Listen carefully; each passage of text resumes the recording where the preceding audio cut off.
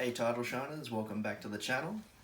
Here today we will have a review of the adult size WWE Tag Team Championship from 2002. As well as that, woke up yesterday morning and I saw that the Undisputed version 2 had been re-released on WWE Shop, and it's on the 6mm plate, same as the Eddie Guerrero Signature Series plates, but just with a black strap. Even more accurate strap than the old V2 actually, and I couldn't resist, so I have actually purchased that. So the next video after this will be my unboxing video, and then I will do a comparison with my current version 2 as well, of course. So very much looking forward to that. I think it'll be an interesting comparison. I've heard great things about the new one. But for today, I haven't seen many videos on YouTube of the WWE Tag Team title being reviewed or looked at.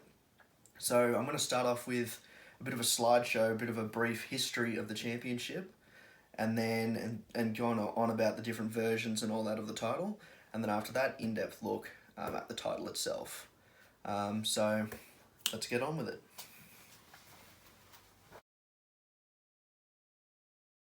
The year was 2002. The WWE had gotten the F out, and the era of ruthless aggression had begun. The Blue brand, after the brand split, was left without tag team titles on the show, so general manager at the time, Stephanie McMahon, would announce a tournament to crown the first ever WWE Tag Team Champions. The final match of the tournament would take place at No Mercy on the 20th of October 2002. The match would include then rivals Kurt Angle and Chris Benoit on the one team, taking on Edge and Rey Mysterio in what would be one of the greatest tag team matches of all time. Angle and Benoit would get the win in this particular exchange and therefore be crowned the first ever WWE Tag Team Champions. The title design at this time boasted a lot of royal blue, with a lighter blue used for the globe in the center. This, of course, paying homage to SmackDown. It also included WWE logos in black, 2x5 snap boxes on both sides, and a strap that had the WWE logo and the word champion stamped around the edges of it.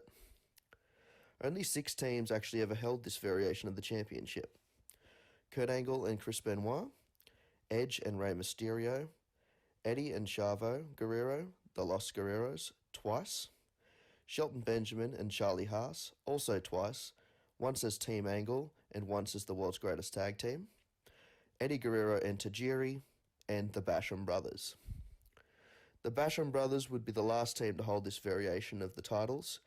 The belt's last appearance was on the January 15th episode of SmackDown in 2004, which would feature Shelton Benjamin and Charlie Haas versus the Basham Brothers. The following week, the version 2 of this championship would debut. The updated championship would feature a much darker blue to replace the aforementioned royal blue across the plates, while keeping the globe the same lighter blue. The WWE logos were also now white instead of black, and the leather strap would now feature J-Mar style tooling to mimic the rest of the straps at the time. The snapbox would remain 2x5 on both ends. Possible minor tweaks and certainly repairs would be made over the years. As you'll clearly see in 2005, one title is missing blue colouring compared to the other. This is most notably seen at WrestleMania 21, with Eddie Guerrero's title lacking the blue colouring. The titles would remain this way the entirety of 2005, and get fixed up, or most likely just replaced, in 2006, while being in possession of Eminem. At the same time, the male snapbox got extended from 2x5 to 2x8, I guess making this the version 3.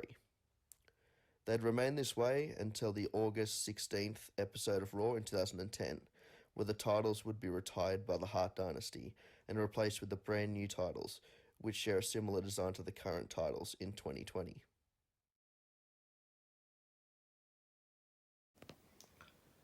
Okay, so here she is.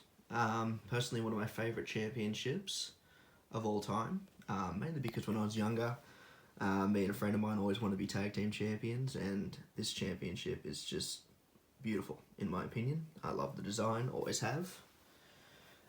So after just watching the brief history before, you can obviously tell that this version of the championship is the original version. So a black logo at the top, and also a more royal blue rather than a darker blue the later models had. And it does have the 5 male and the 5 female, 2x5, sorry, snap sets. As well as that, it does also have the WWE champion tooling as well. Unfortunately, this strap has definitely seen better days and has really started to break down, as you can see there. Pretty much every crease on it has started to break away. So this one will be going over to Paul Martin to get re-leathered very soon, and I'll obviously do another video when it gets back. Very much looking forward to that when it happens. But yeah, this is still a fantastic belt, and I've heard the strap goes on other ones. I've known of other people with the championship, and the same thing has happened to theirs, so must be a common occurrence. We've got the back here just to show it's a genuine Figures Inc. title, 2003. All the screws in the back. Honestly, a very short belt compared to others that I have. The Eddie Guerrero nameplate I have will be going on here too when it comes back. Mainly because this championship, as I said in the video, has been held by 6 teams in total. And Eddie Guerrero has actually held the title the most. Twice as part of the Los Guerreros, and then once with Tajiri as well. So he's held the championship the most. So I think it's suitable that he, his nameplate goes on this title. When the title does get redone, because Paul and most re-leatherers can't actually redo the WWE logo due to copyright reasons, it will be having the latest strap on it. Still the 2x5 snap box, but it will be having the Jmar tooling all around the edges. So a bit of a hybrid. I want to keep the original design paintwork wise. I don't think it looks the greatest. I think the white WWE logos look better than the black personally. But the superstars that held this championship, I think, and the matches were had with the original belt, which is so epic that it's hard to change this title. As far as I'm aware too, they never actually released a version 2 or version 3 of this title as a replica belt. It was only with the black logos and the royal blue, not the darker blue and white logos. So yeah, I find that pretty interesting. So yeah, one of my favourite tag teams, Paul London and Brian Kendrick, held the newer one, which makes it tempting to go the newer one, but I'm thinking I might keep the paint as it is. The main plate too has a little bit of sort of a corrosion type effect to it, just due to age. Happens on some. Not noticeable when on the shelf or even from the distance back here, so I'm not going to bother touching that. It's just putting that to age. So let's start to go through the belt here. We have the 2x5 snaps sewn on to the strap. Again, the strap is not in good condition at all. Here we have the property of WWE logo plate with a nice design around the edges here. And it's like a rope. It looks like thorns, or could be barbed wire down the bottom. Never really known what it is. I mean, barbed wire just doesn't really make much sense. Either way, it's a nice little touch down the bottom. Next up, we have 2 wrestlers grappling with the same design down the bottom and around the outside of the plate, and a bit of sort of a sunburst, sort of explosion kind of design behind it.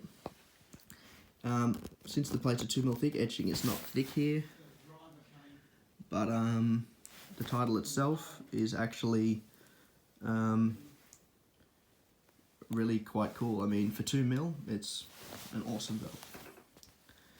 I have heard that the real ones sell for around $7,500 to $10,000 USD. I mean, that would be the ultimate goal one day. To the main plate, we have crown either side.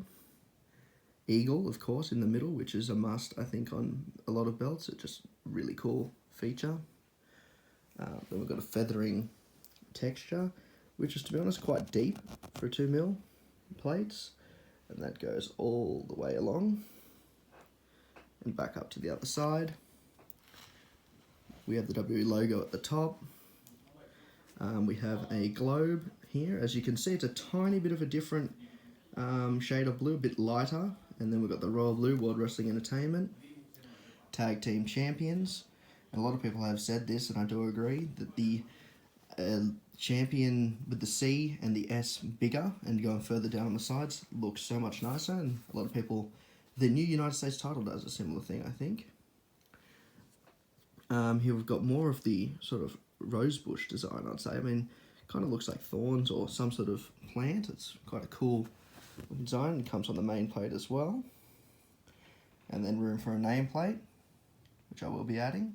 And then more of that sort of the rays coming out behind as well on the plates. There you can see 2mm thick only. Then we've actually got a different grapple. It's an armbar rather than a headlock on this side. But other than that, the design around the outside and borders and the logo and all that, exactly the same. And then this plate is exactly the same as the other side. And then there's the other side of the strap.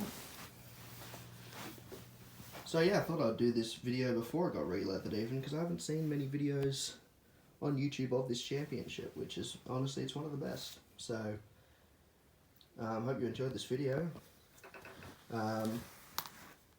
If you ever find one, very much worth getting. Strap is quite flexible since it has had a lot of use, as you can see. But yeah, very keen to be getting this one re-leathered.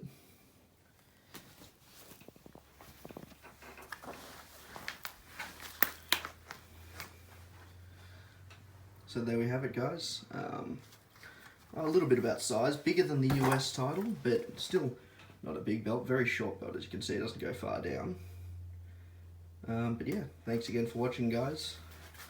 Appreciate all your support, and I'll be back next time with the unboxing of the brand new re-released Undisputed version 2. Thanks, guys.